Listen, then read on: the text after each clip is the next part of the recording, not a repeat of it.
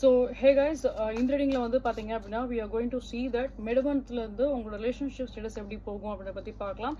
So இதுல for யார் சைனுக்கு நம்ம வந்து கவர் அப் பண்ணுவோம், like Gemini, Libre and Aquarius. So let's start your reading.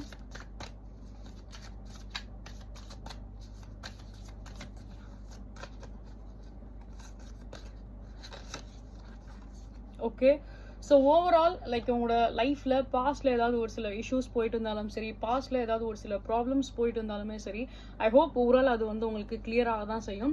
சில பேர் இந்த ரிலேஷன்ஷிப்பை பேஸ் பண்ணி ஒரு குட் மேனிஃபெஸ்டேஷன்ஸ் நீங்கள் வந்து பண்ணியிருக்கீங்க அப்படின்னா you can see the result now. நீங்கள் இந்த ரிலேஷன்ஷிப்க்கு இப்போ ஒரு ரிசல்ட் நீங்கள் வந்து டெஃபினட்டாக நீங்கள் வந்து பார்க்கலாம்.